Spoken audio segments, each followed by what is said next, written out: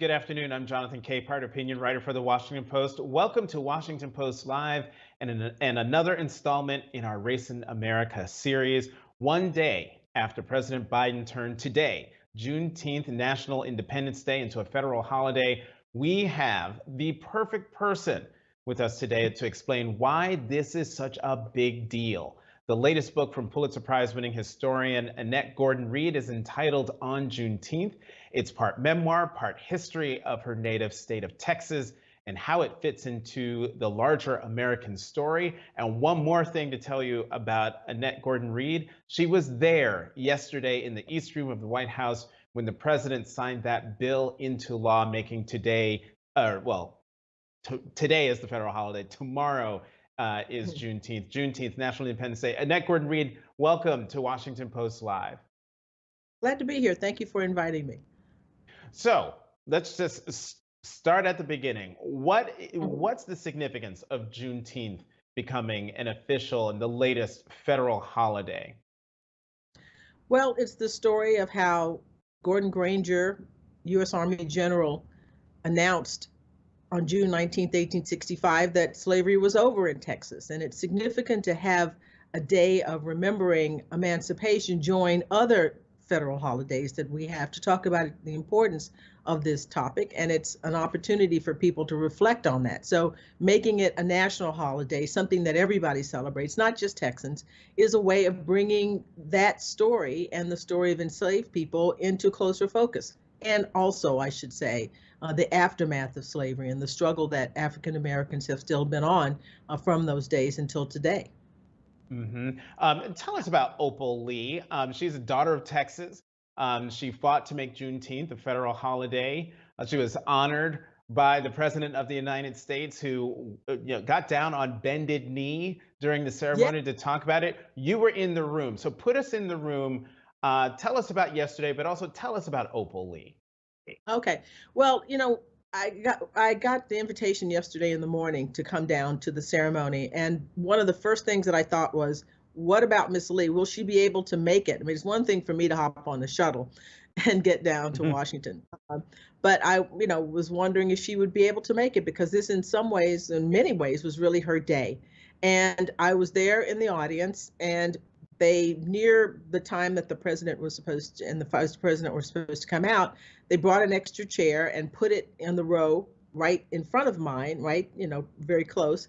And then she walked in and sat down, and I felt really good because I've gotten to know her over the course of doing, talking about my book. We've done a couple of events together. Indeed, we'd done an event the day before, I should say.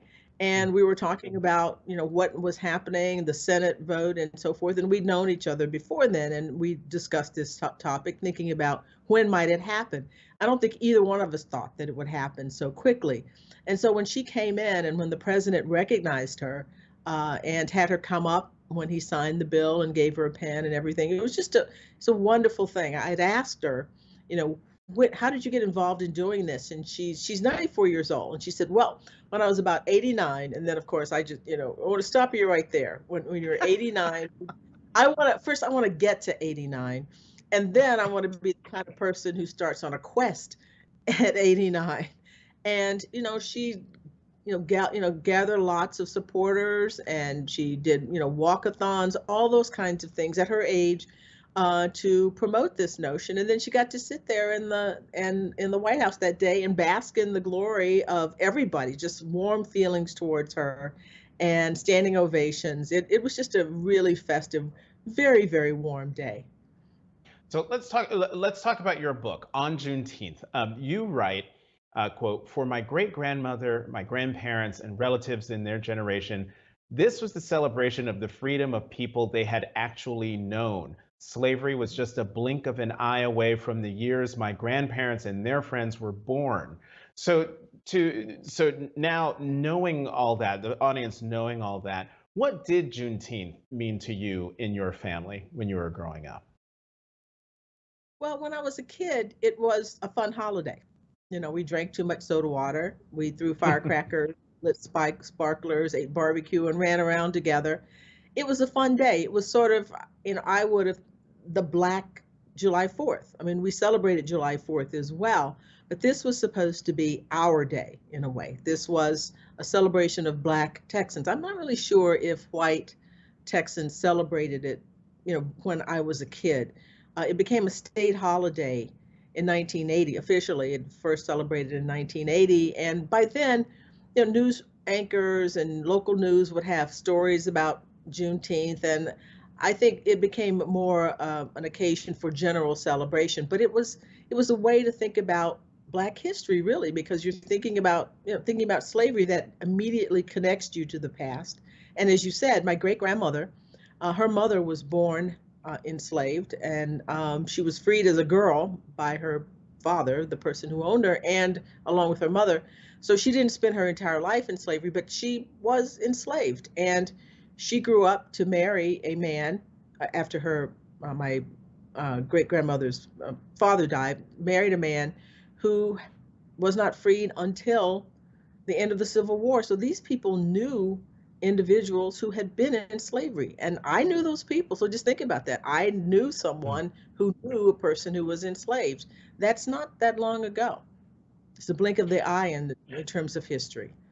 Right. In terms of history, I mean, blink of an eye, even faster than a blink of an eye in some ways. The book also writes about how central slavery is to the history of Texas.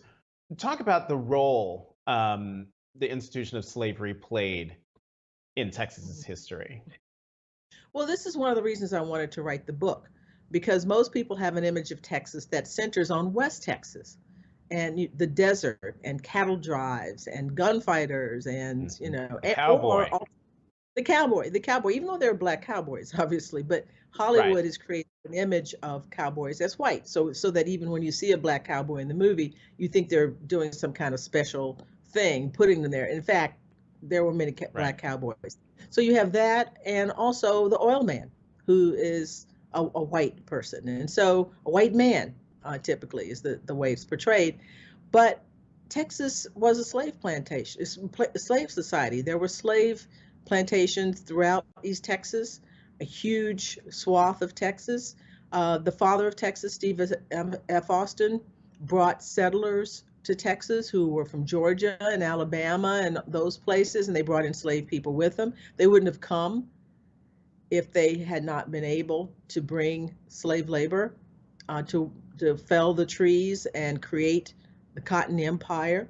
And so most people, I should say, many people don't think of Texas in that way. The South, the old South, you think of Georgia and Tara from Gone with the Wind, those kinds of things.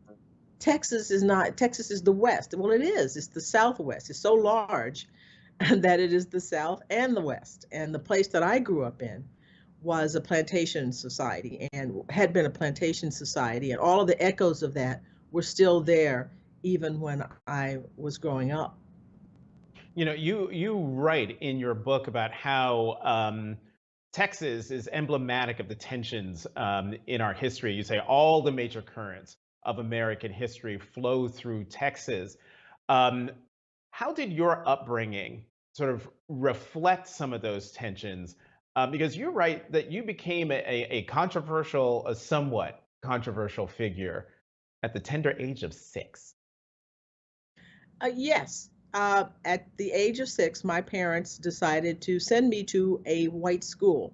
We were living under a time when school districts, not just in Texas, but all over the South, were resisting the effects of Brown versus Board of Education. This is 10 years after Brown. And they had concocted something called a freedom of choice plan. Freedom of choice, obviously, sounds great. Oh, freedom of choice. What it really meant was that white parents were supposed to choose the white school and Black parents were supposed to choose the Black school. My parents decided to buck that tradition and send me to Anderson. And I was there by myself. There were no Black teachers, no Black students. I was not escorted to school, even though I learned later that there had been some threats against my family. Probably people didn't think they were credible. And it wasn't in the newspaper. My parents and the school district and the town newspaper, everybody decided that they wouldn't make a big deal about it. I would just go to school. And my father took me to school for that first day, and well, he took me to school most of my elementary school years. I didn't ride the bus at first because I think that might have been a bridge too far under the circumstances. And it was an intense time. Some of the kids were nice to me and some of them weren't. My teacher, Mrs. Daughtry, my first grade teacher, was wonderful to me. She could not have been better in handling the situation. I recall educators, people, administrators come to stand in the doorway, looking into the school room to see, what was going on there with this black child with white students. And after the freedom of choice plan were declared unconstitutional, black students in Conroe had to leave Booker T. Washington, which was the black school where my mother taught and where my brothers were still attending school. And they didn't like that. And there were a lot of people who were quite hostile to me because of that. So I had, there were some whites who were hostile to me, and there were blacks who were hostile to me as well, because I was sort of a symbol of something that they had lost, which was their school, a place where the teachers lived in the community, who went to church with them and so forth. So it was a mixed bag there for me. That's a heavy burden to carry at such a young age, when you're getting it from all sides. You write, to put a fuller picture on sort of what Texas's history represents. You write, no other state brings together so many disparate and defining characteristics all in one. A state that shares a border with a foreign nation, a state with a long history of disputes between Europeans and an indigenous population, and between Anglo-Europeans and people of Spanish origin, a state that had existed as an independent nation that had plantation-based slavery and legalized Jim Crow. I mean, that paragraph right there just crystallizes Texas's history, but also puts into context a lot of the stuff that we're seeing now that's playing out in Texas, within the Republican Party. But when you were in school, did you learn this history of Texas? Not really, no. I mean, we talked about indigenous people, but mainly in terms of indigenous people and their connections to whites, not about them, on their own necessarily.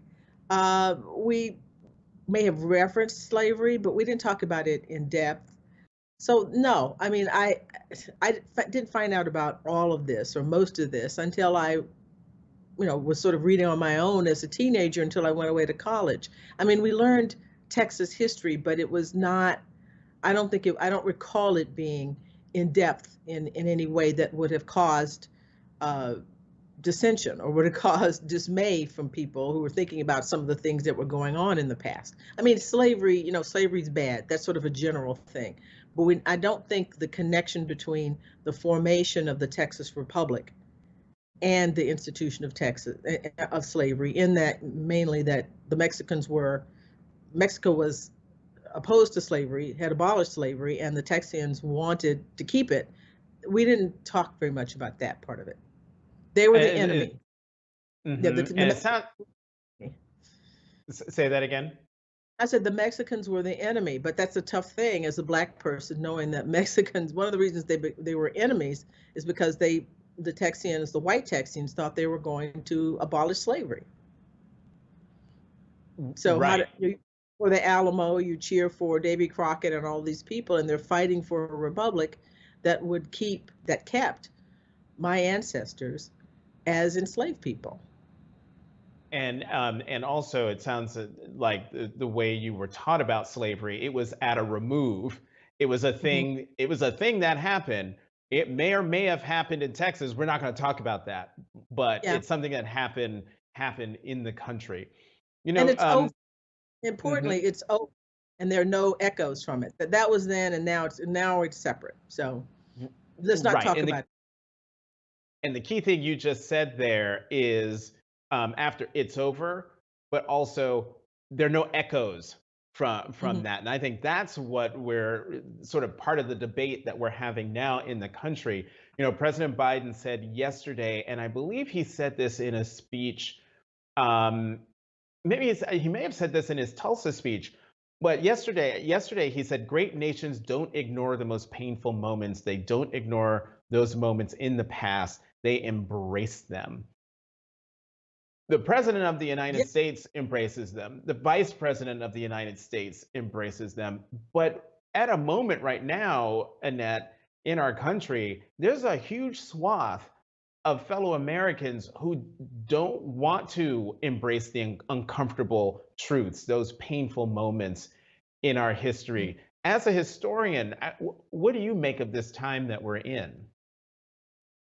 Well, it's a disturbing time. It's a discomforting time because there is a backlash against all of the efforts that have been made over the past, well, really, if we talk about the historiography of slavery, which I think is the crown jewel of American historiography since the 1950s, to bring out a more truthful, a more, realistic version of American history. And we're constantly revising history all the time as new information comes along and as historians ask different questions. But I also think it's political in the sense that the sort of apotheosis of all of this would be the election of Barack Obama as president. And I think many white people were happy about that. There's no question that many of them were happy about that. But there were many who were unhappy about it. And many, I think, who were happy about it at the time. But when they actually began to see him exercise power and to see a first family who's black and cousins and their friends and all of that, Mhm. may have had some second thoughts because that's, it's one thing to have a black person in a place, but to see that person begin to transform understandings about a place, the environment they're in, then that is discomforting to people. And there was a backlash. And I think we're still living with that. I think there are people who have not gotten over. I mean, what is it? I will confess to saying that I thought that that election was a dream sort of thing, right? It's something that I would never actually have dreamed could happen. But for other people, it was sort of a nightmare because it didn't sort of portend the hope for the future that perhaps that I saw, and perhaps I would imagine you Oh saw yeah. as well. So we're still living with that right now. I mean, every era in American history where Black people have made an advance, there's been a backlash against it. Hmm. And this one has taken an interesting form. It's sort of a repudiation in some ways of democracy. We see this, but this is happening all over the world, really. But I'm a little surprised by this. I consider myself to be pretty realistic and a pragmatic Hmm. person. I didn't think I would see a time when people would think that it was okay, feel nothing about someone storming a Capitol and insisting on some sort of violence-based change in the United States of America, and everybody would say, well, some people would say, oh well, that's not a big deal. uh, this is an interesting era. It's a very perilous time, I think, and it all affects race, and this is racial because whatever happens, obviously, in the country, anytime something like this happens, it's going to negatively affect African Americans or disproportionately affect African Americans as well. So people may not see it as explicitly a racial question, although I think race is clearly a part of it. It will have applications in how the future of race in the country. So we have to be really careful now about how we proceed. Yeah, to your point about the backlash that always seems to happen, there's always Black advancement, and then it's followed by backlash among the American people. Carol Anderson wrote a terrific book called White Rage, where she chronicles sort of the Very. the whipsaw Mhm. that we've been through, and this seems to be one of those moments. And also, to your point about the election of President Obama, I totally got what you're talking about in terms of a dream sequence. I mean, it was a two 4-year terms. But we saw how quickly all that promise sort of disappeared overnight, seemingly, with the election of Donald Trump. And in President Obama's book, which I have right here, a Promised Land, he writes about the arrest of Skip Gates, Harvard professor who was arrested for trying to get into his own home because he couldn't find his house keys. And President Obama writes that the loss of support among white Americans was the most he had ever lost and never regained it after that. Yes. hmm hmm I just And thought that was a fascinating moment. It's an amazing moment. The President of the United States, because he referred to something that a police officer did was stupid. A black man calling something that a white person did as stupid was beyond the pale. I mean, it was like, you can't do that. He's the president of the United States. And what the person did, I mean, it was not a crazy notion that it was a stupid thing to do under the circumstances, given who Skip Gates was and the circumstances. And yeah, I mean, it really showed a kind of a sense that even the president of the United States has a place and can step out of place when he says something against a white man, which I think just speaks volumes about this, about our situation. Right. And I remember watching that press conference live, and sort of my political hat, I was like, he might get in trouble for this. But as a black man, when he said what he said, it just sort of washed over me. It was like, well, yeah, I mean, this is not controversial what he just said. And in that moment, we saw sort of the chasm between Black Americans and white Americans when it comes to, one, talking about race, and two, relationships with the police. Annette, you sort of touched on this in previous answers, but I want to get real specific in terms of this moment we're in, where you've got states like, I think Oklahoma is one of those states that's banning critical race theory as if it's some pernicious ideological thing that is being foisted upon students to teach them or to brainwash them, inculcate them into some false reading of history. You are a historian, so could you try to explain or give your perspective of why there is so much pushback against even acknowledging the role race and white supremacy plays in every aspect of our lives in this country? Well, I think it's political. People are using critical race studies. People are not teaching critical race studies in K through 12. I mean, I'm a law professor. This doctrine, this theory, this notion, these things were formulated by one of my classmates, Kim Crenshaw, by her mentor and a Harvard professor, Derek Bell, and many other people. This is something that law professors talk about the pervasive effect of race in the law, and seeing the role that it plays, even when it's not specifically about race. But this is not talking about race in and of itself is not critical race theory. Right. Critical race theorists write about race and talk about race, but not all people who write about race and talk about it are critical race theorists. So this disinclination, I think, comes from people are harping on it because they know it pushes a button among some members of the populace. And just like Sharia, I mean, cancel culture, or any number of things that you pull up as a boogeyman that is supposed to be overtaking the country. Well, critical race theory has been around for decades. Why all of a sudden now that this is some newfangled thing that has, is being taught in American schools? It's a ruse. It's a distraction. It's a culture war distraction to keep people from thinking about a lot of the really serious issues that we have to face in this country. And so, we have lived in a racial hierarchy. Race matters to many, many Americans in a way, and Uh, they know, politicians and people know that they can push a button. I mean, they used to use the N word to describe what Hmm. this is, but now you can't do that. So it's some other thing that's supposed to awaken these very atavistic, these sort of, deeply held, passionate views about race and make people react rather than to think. Now, wait, seriously, are people, what is it? And are they really teaching that K through 12?